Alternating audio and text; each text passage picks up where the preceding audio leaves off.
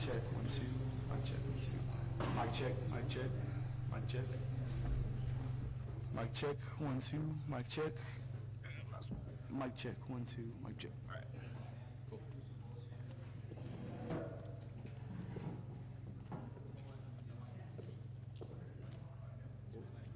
We're at 4. Okay. Hey Sam, we need one of the mic. Which side is easier to get rid of? This side.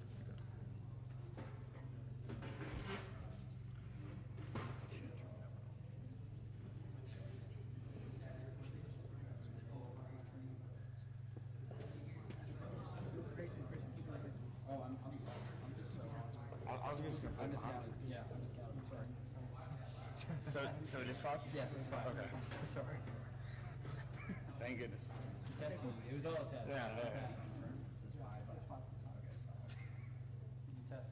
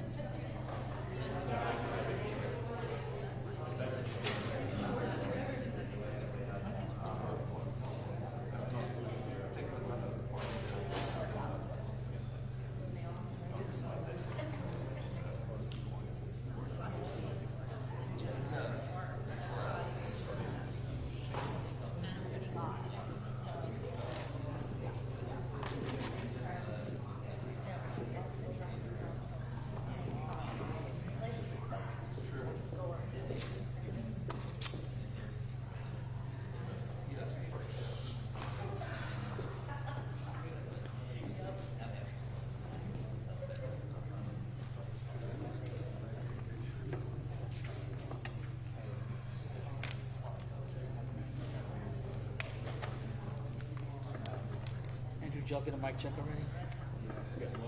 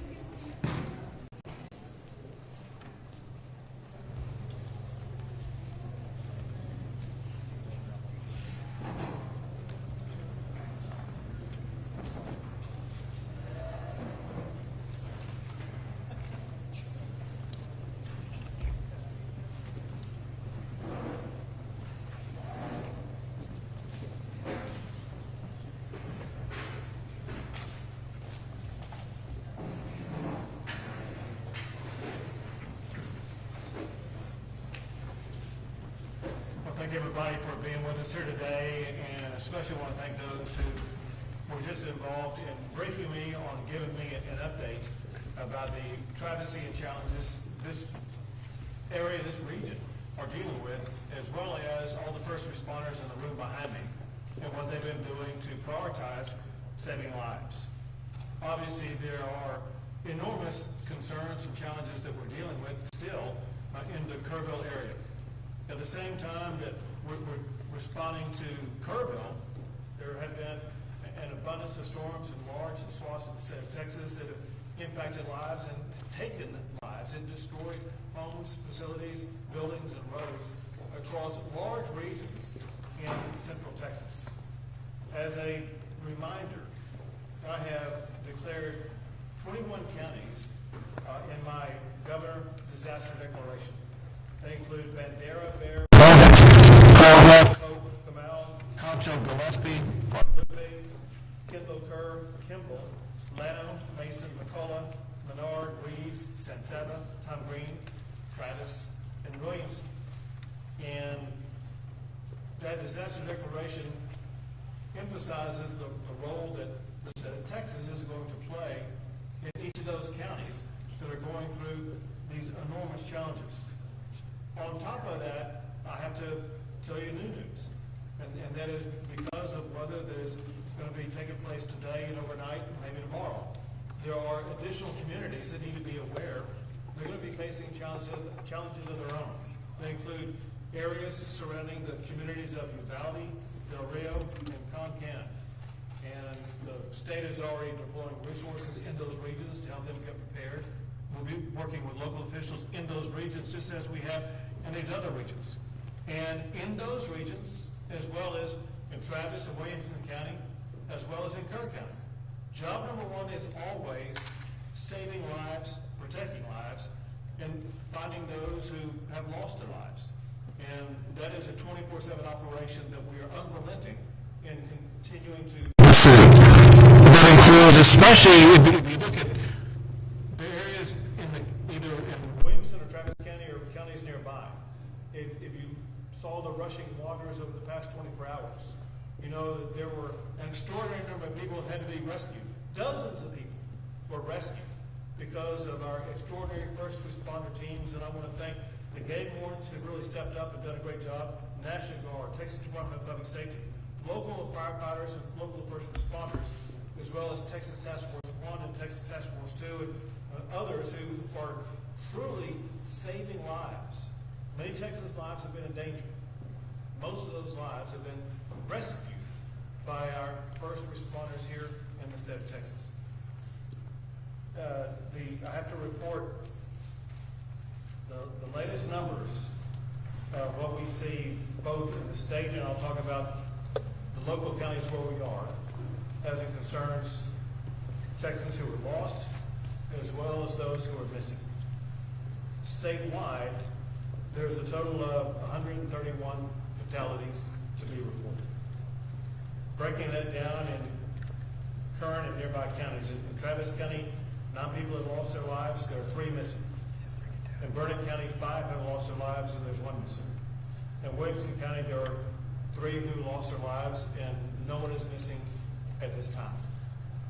The stories about those who have been swept away is gut-wrenching and heartbreaking, and the kind of thing that spurs us to do even more to make sure that we're going to be searching and finding everybody that we can, as well as spurring the response that both the state and local governments, as well as the federal government, will have to make sure that we fully address the challenges that Texans have faced over the past week or so. In addition to the lives of our fellow Texans, there are homes that have been destroyed, people who don't have a place to stay. The state is working with local officials to address those needs. There's also infrastructure around those people that make living where they are or accessing their home either difficult or impossible. I visited one today. I visited the Big Sandy Creek Bridge and was astonished at what I saw. If you haven't seen it, it's a 2-lane road and has 2 yellow lines in the middle of it to divide one roadway from the other from going in opposite directions. And the center part of the bridge was literally moved about a half a foot in one direction, which shows the power of the water that was pushing through there, but also the reason why the bridge right now is impassable. I want to thank Travis County for stepping up and completing, I think it was overnight, a temporary bridgeway that people can use to now access that area that had been literally an island for several days. But also their commitment to work very aggressively to get that bridge repaired and will be usable on the permanent sense of the matter. We also know that there are other infrastructure challenges such as the RM 1431 at Cow Creek. And I visited with the Texas Department of Transportation, and they'll be talking to you shortly. But listen, they're going to be moving at lightning speed to make sure that that bridge is going to be operational again. They're in the preparation stage right now with regard to removing all the debris so that they will be able to begin the construction progress quickly. They're in the process of accepting bids, and I think, and it'll be announced here shortly, but announcing who is going to be getting those bids in order to begin the construction process and get that done quickly. We know that the people who face challenges because of that bridge closure have those needs that must be met. And Texas is ready to step up and address those needs.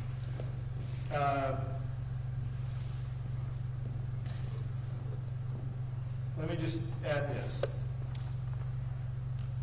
All of America has their eyes on what's going on in Texas.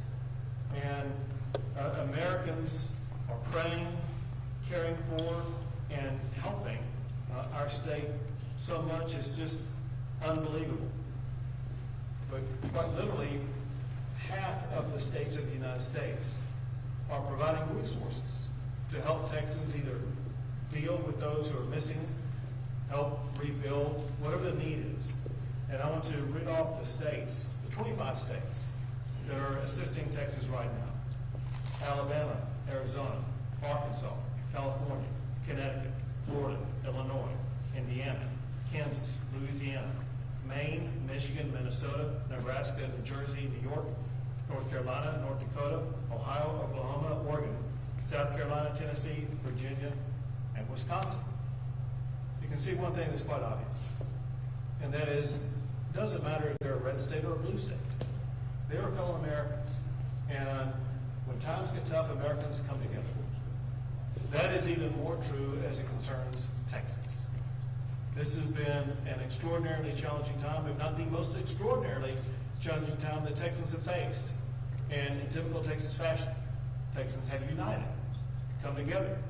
And as I was visiting the Big Sandy Creek Bridge area, there was a young man who lived in what had been a marooned area. And he said, you know, at times like this, we are community. And everybody comes together and supports each other. And that's exactly what I see across the entire state. I'm proud of our fellow Texans, proud of our fellow Americans, for the way they've all leaned into this to ensure that we as a state, as a people, are going to be able to respond to this and deal with this as rapidly as possible. Now I want to turn things over to Director Williams with the Texas Department of Transportation. Thank you, Governor. As you mentioned, our efforts here in the Central Texas area now are primarily focused on the rebuilding of the bridge at Cow Creek and RM 1431. Throughout this event, for the past few weeks, we've been supporting the efforts to repair and replace roads that have been damaged in Williamson, Travis County, Burnham counties. The one remaining section that we're focused on is the bridge at Cow Creek. On the Monday after the bridge washed out on a Saturday morning, we had contractors in place with heavy equipment that were beginning the work of removing the debris from that bridge that was completely destroyed. And so that process is continuing as we speak. In addition, our bridge teams with the Austin District of the Texas Department of Transportation have been working literally 24/7 to design a new bridge to replace that bridge that was washed out. We've also been working with members of the Federal Highway Administration that were on site with us this past Monday as well to review that damage. We've released those bids to contractors now that we have a complete design in hand. We expect to have bids back from those contractors on Wednesday of this week. And then after we award that contract, we will begin the process of transitioning from the debris removal contract that is still out there with a lot of heavy equipment today to the construction work on the new bridge. We're targeting a 60-day construction period for that bridge with some significant incentives to work to reduce the time frame for the replacement of that bridge by at least 20 days if we can. And so we know that that's a very significantly important bridge. It's an important travel corridor between Marble Falls, Lago Vista, and Cedar Park. A lot of people commute back and forth. The school year will be coming up soon. We have some students that attend Marble Falls ISD that live on the east side of that bridge, so we need to be able to have plans in place to accommodate them. We're working with the school district on that as well. Overall, though, we've made some significant progress statewide. We're continuing, Governor, as you know, to work in the Kerrville Hunt area on State Highway 39 and Ranch Road 1340 to repair and replace the bridges and the roads that were damaged there. We did, as you also spoke about, experience some flooding and some additional damage just in the past couple of days. And we had road impacts. We had 49 roads that were impacted.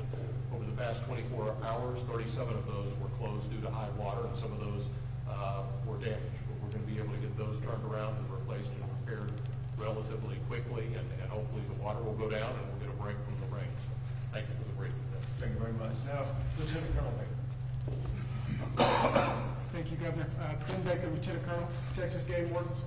Before I get into a search and recovery efforts and, Texas Game Wardens respond to this historic tragedy of series of events in the Central Texas and in Kerr County, I'd like to just remind everybody that all of these efforts and all through this tragedy, Texas comes together under Governor Abbott's strong leadership, under Texas Department of Emergency Management, Department of Public Safety, all of our local first responders, all of our local EMS, all of our local volunteers, and everybody who is in Texas who comes together in such a tragic time and unites to help the people of Texas.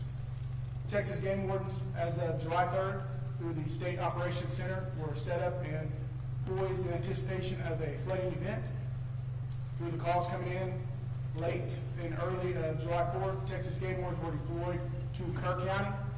Since then, around 300 game wardens have deployed in the Kerr County and surrounding areas in anticipation of other flooding occurring in Central Texas. We were able to strategically stage through the Texas Division of Emergency Management several swiftwater assets in Central Texas out of the Kerr County area, just in case this flooding grew a little more widespread. Unfortunately, it did grow a little more widespread, and we started conducting rescue operations not only through our swiftwater technicians, but our aviation, multiple canine searches, and through our drone team. Through those, we were able to successfully rescue several individuals and multiple evacuations. We currently have, through Texas Task Force 1, wardens embedded in multiple search groups, searching Cow and Sandy Creek, looking for the remaining victims of this terrible tragedy. We've also got our canine detection teams in deployment with the search and rescue teams, and our aviation still embedded in these. We remain dedicated to Texas. We remain dedicated to the people of the state of Texas, and Texas Game Wardens remain dedicated and ready on standby, Governor. You're doing a great job. To see the videos of you all out in the middle of conducting rescues and literally saving a fellow Texans has been nothing short of miraculous. So thank you and all game wardens for what you've been doing. Now the Travis County ESD Assistant Chief Weidman. Thank you, Governor. Just after midnight, we started receiving the calls, and within several hours we had logged 50 rescues, saving hundreds of Texans through our area. And this was noted and supported by our mutual aid and automatic aid partners throughout Travis County. Within 12 hours of the incident started, the governor's office as well as TDM had sent us many resources. We supported our operations and was able to have us start setting up command structure a little bit more enhanced to start helping others. And what we would like to point out is, as ESD, we recognize the recovery will not happen overnight. It'll be a long and difficult road, but we're committed to staying engaged, showing up, and working hard alongside those we serve. This is our home too. We're members of this community, and we're committed to helping each one of our neighbors. Thank you. And now Chief Kidd. Thank you, Governor. And listen, I want to thank you all in the press for helping us get this message out. Life safety remains our #1 priority. As such, as we've talked about additional rains coming into the state, we have pre-positioned swiftwater rescue assets, as the Governor mentioned, around Uvalde, around Del Rio, and around Concan. Help us get that message down to those folks. Turn around, don't drown. Don't drive through a low water crossing if you can't see the road in front of you. And if you were in a low-lying area, please plan on moving to higher ground once the rain starts to come. Another thing I need you to remember is it does not have to be raining where you are in order for you to be impacted by flooding. Second, the governor mentioned the 21 counties in his declaration. We have 6 counties right now that are in the federal declaration for individual assistance. Those counties are Burnett, Kerr, San Saba, Tom Green, Travis, and Williamson for individual assistance. We have a disaster recovery center open in Kerr County right now, and you will be hearing from your local partners here, many of those standing behind us, about the disaster recovery centers that will be opening in Travis and Williamson counties very soon. On the public assistance side, this is the money that goes to the local governments to help with emergency response cost and debris and repairing. You have 10 counties that are under the President's disaster declaration. Those are Burnett, Kendall, Kerr, Kimball, Llano, Mason, McCullough, Menard, San Saba, and Tom Green. Both Travis and Williamson counties are, it appears to us they have met their threshold. We're working with them to get the documentation to FEMA. We expect those to be turned on very soon. I want to let you know we have over 2,300 state employees working under the governor's direction to support our local government partners. But a number that continues to blow me away is the over 13,000 volunteers just coming out to help anywhere they can. We are grateful for the volunteers, but I need help getting the message to the volunteers also. In each of these communities, we will be establishing volunteer reception centers. The idea is for your volunteers to go to those sites so that we can match up your capabilities and skills with the needs of the community. We also want to be able to communicate with you. Up in Kerr County, on the Guadalupe River, we've had a tactical pause for a day and a half now because of the rain and the waters that are coming down that river. We cannot afford to have people in the water and right next to the water that are not swift water rescue trained and capable of at least saving themselves from being near that water because of the amount of rainfall that we're getting. Please help us communicate with the volunteers. Thank a volunteer that's out there if you see them helping. Do everything you can to make sure they understand the message, and we will continue to work together to support our partners. And finally, Governor, to your point, 25 other states, not counting ours, focused on this. It has been a tremendous response from the nation. Thank you. Thank you. One thing that Chief Kidd mentioned that is worth re-emphasizing, and that is those who lose their life by driving in the water. Those who lost their lives at Camp Mystic has been, those stories have been told a lot. And it's tragic and horrendous. Less told are those who have lost their lives because they chose to drive in the water and got swept away. Power of water sweeping a vehicle away is far more extreme than what most people know. As waters rise in the coming days, could be in the Uvalde area, wherever it may be, people should drive with caution, knowing that you are totally in control of protecting your life and saving your life by not putting it into danger in the first place. We'll take a few questions. Governor, for the those that are still missing, could you give us some insight into how long it can take from when the moment victim is found to when they can be identified, family notified, into how long it might take for the state then to update the number of those missing? Sure. First, I will tell you this, because I did not share this with you earlier. I didn't mention those who were missing in the greater Kerrville area, which is 97 reported as of now. Let me first tell you an issue about those who are missing, then I'm going to answer your question. So everybody who is at a camp, everybody who is at a hotel and places like that, they've been identified. Those who are missing on this list, most of them, were more difficult to identify because there was no record of them logging in anywhere. And it was through information provided by a friend, a family member, co-worker, whatever the case may be, that they haven't been found. Even though we are reporting 97 people missing, there's no certainty that all 97 of those people were swept away by the storm. That point aside, to more specifically answer your question, and that is, the goal obviously is to continue to find those who are alive.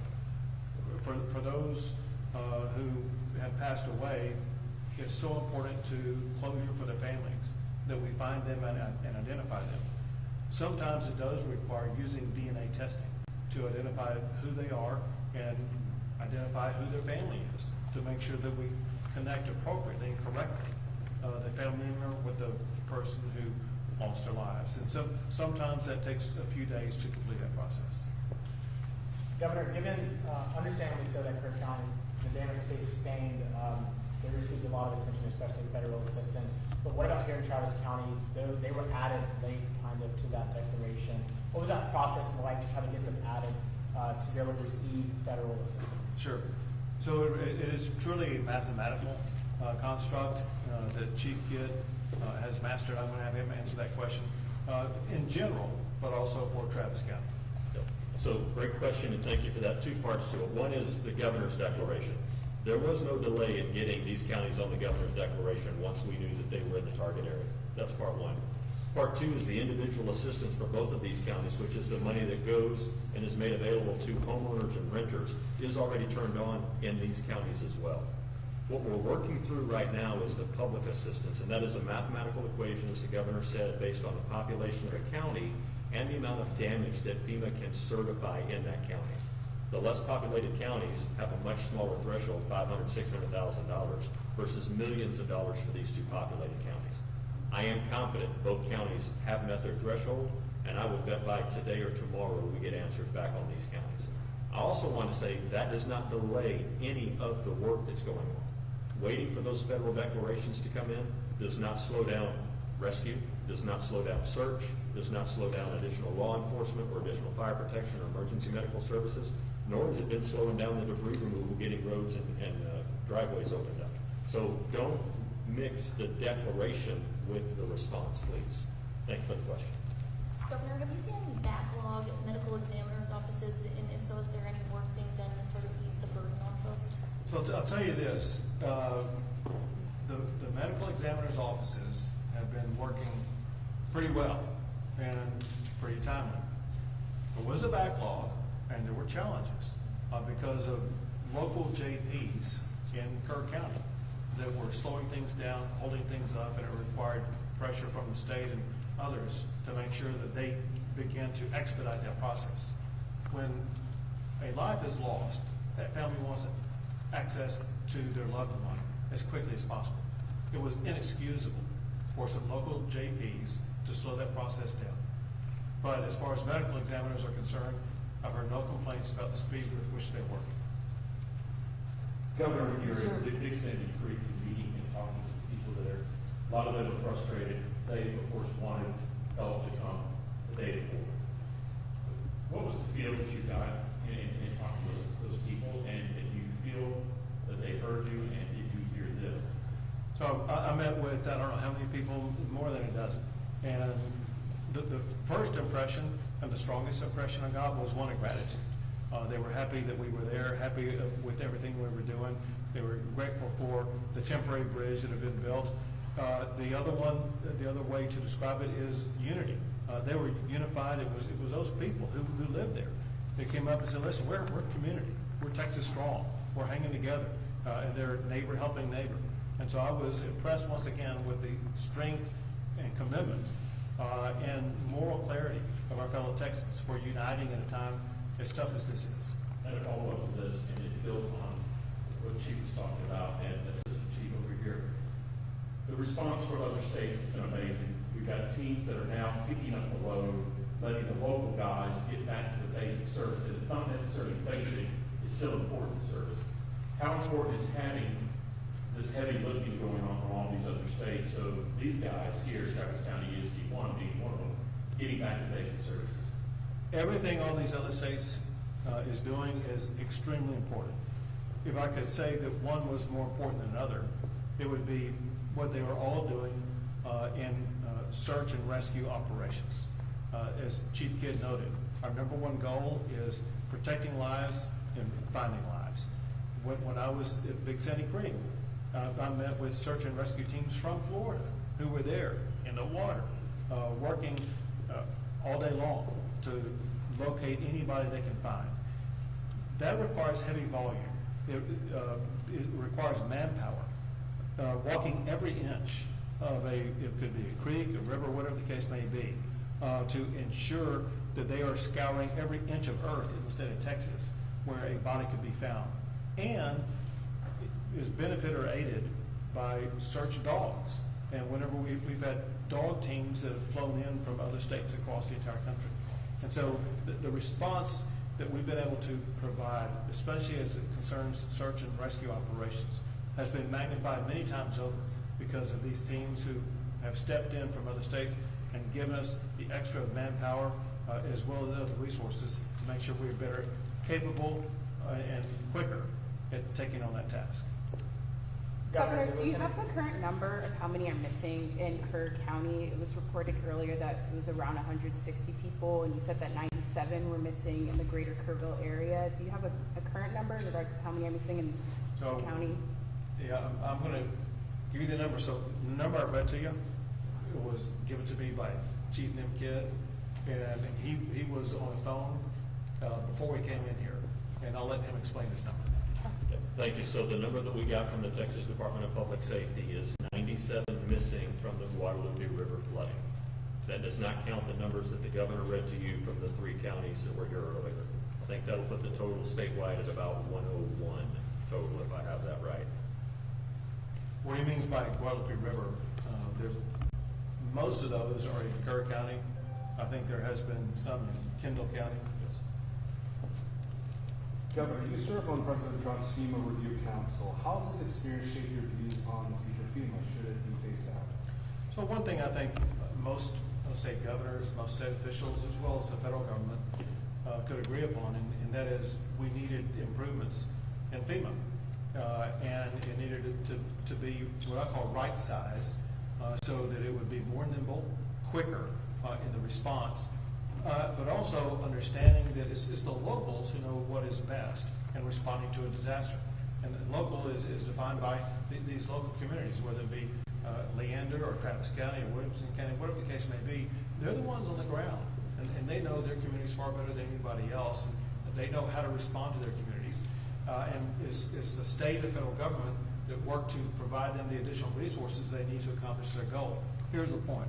But by working on the reforms that we will work with FEMA and with the presidential team on, we're going to work to find ways to streamline the process, cut through all the red tape, to ensure that even when we do that, the monetary resources that we are receiving now that are much needed for things like having the emergency first responders or debris removal or search and rescue operations, those will still be funded, but we will have the ability to do it a whole lot faster, a whole lot quicker without waiting around for the federal government.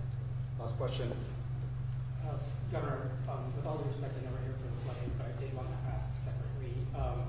Over the weekend, Secretary Casino said that she's in talk with 5 GOP-led states to have state detention facilities for immigration purposes. I want to ask if Texas is in conversations will or assist the federal government with immigration detention skyrocket.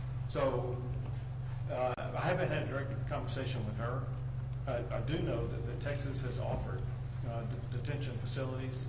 I've signed what's called a 287G law that was passed in the session that requires local jails to work with Homeland Security. Listen, we want to do everything we can to make sure that those who are here legally are allowed to remain legally. Those who are here illegally, they'll be turned over to ICE. Would there be some? That's it. Thank you. Thank you, guys.